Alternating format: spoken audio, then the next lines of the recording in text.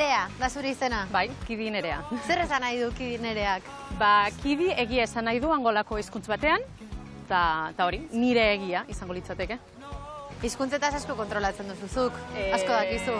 Bai, gutxi gora bera, bai. Hori da zure ogibidea, ez? Bai, hori da. Gazteizen ikasi zenuen itzulpen gintza, Bai. eta ordutik ibili zara hizkuntzak entzun eta itzultzen. Hori da. Noiz etorri zinen ona, Portugalera? 2008an. Eta gero, maite minundu nintzen. Hemen? Bai. Herrialdeaz? Ez. Lagun batez. Bai. Lagun batekin maite mindu zinen, hemen, eta erabaki zenuen hemen geratzea. Bai, hemen geratu nahi nintzen, berarekin egoteko, kurrikulunak bidali nintuen, lan egiten hasi. Eta nolakoa izaten da interpretazio lan hori? Kabina batean egoten zara? Kabina batean egoten gara, bi interprete gaude kabina bakoitzean, eta ordu erdi bakoitzean aldatzen dugu interpretez. Eta zergatik izaten da orduro? Azkenean oso nekatuta amaitzen duzu buruz? Bai, azkenean kalkuloak egiten ari zara, ez da kalkulo matematiko, baina beti pentsatzen ari zara, hau nola esan, zu esaten duzuna ere entzun behar duzu, pertsona batek esaten duena, zu esaten duzuna, eta gainera, pentsatu nola esaten den, esaldiak ondo egiten, etc. Bai. Orduan, oso nekia da. Eta ordu erdi eta gero, normalean aldatzen gara, hori da. Eta zer nolako ekitaldiak edo egiten dituzu normalean lanean? Denetarik,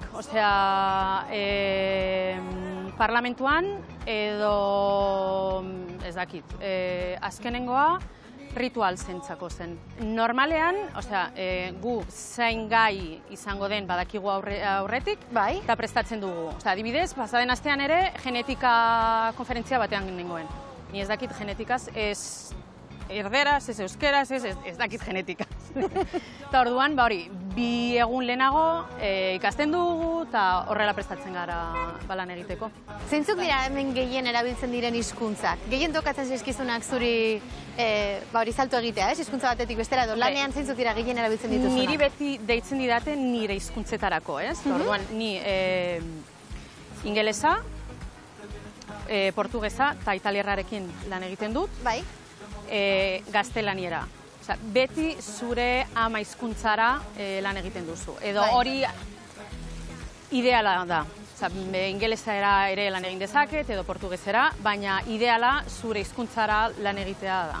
Bai. Azken finean, hizkuntz horretan azkarragoa zara. Zein da zuretzat portugesak daukan berezitasunik handiena? Gaztelania eta portugesa oso lengua hurbilak dira. Bai. Eta orduan, problema da jakitea zer den portugesa eta zer den gaztelania eta biak ez nahaztea. Portuñolez ez hitz egitea. Portuñol, ez que gustatu zait pila bat. Hemen asko erabiltzen da. Asko erabiltzen da, bai. Zuk zertan hitz egiten duzu ez nire portuñola? Portuñol. No, asko gertatzen zaigu konferentzietan. Portugesek beti esaten dute gaztelaniaz hitz egiten dakitela. Bai. Haiek portuñola hitz egiten dute, adaptazio bat egiten dute, eta venga. Eta ulertzen zaie. Bai.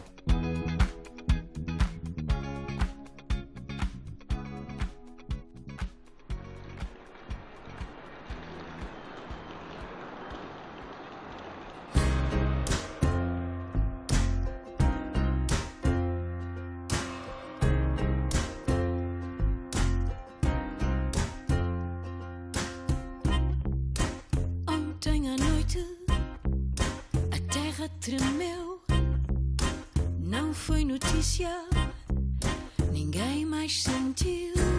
Nolakoa da, zelan dago banatuta auzokoa? Hau da dana Alde Zaharra da? Hor portua, ez? Bai, Alde Zaharra gure atzean daukaguna eta gure aurrean daukaguna. Erdian dagoena, baixa da, baju dagoena. Bai. Eta hau, Marqués de Pombalek egin zuen proiektu hau Lisboako terremotoa eta gero.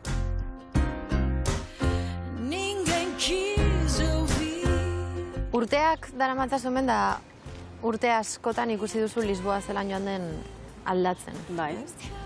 Nolakoak izan dira azkenen urteak? Turistifikazioa geroz eta indartsuago jo du? Bai, oso gogor jo du hemen, ze azken finean, ia ikusten dugun guztia oso degradatuta zegoen. Bai. Eta azken, zer esango nuke, azkenengo 10 urteetan, abandonatuta zegoen ia guztia erosi dute, berritu eta orain Airbnb.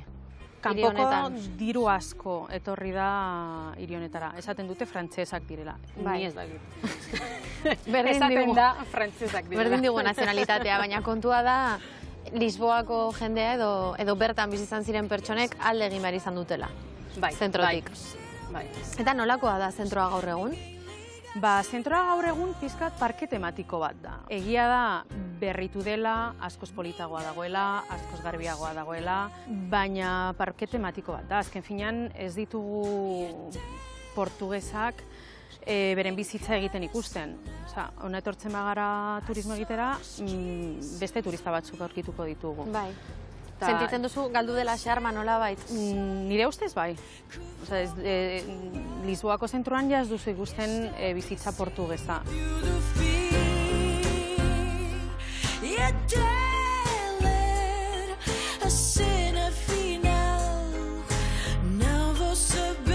Zema da soldata minimoa hemen? Minimoa 700 euro inguruan dago. 600 eta zerbait. Eta Euskal Herrian daukagun bizi kalitatearekin ekonomikoari dagokionez, nolakoa da Portugalekoa, Lisboakoa?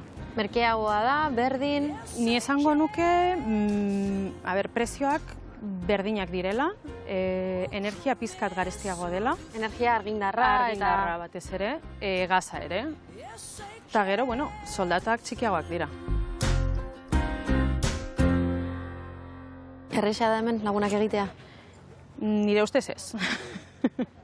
Baina lortu duzu? Nire esperientziaz ez da beste leku batzuetan bezain erreza.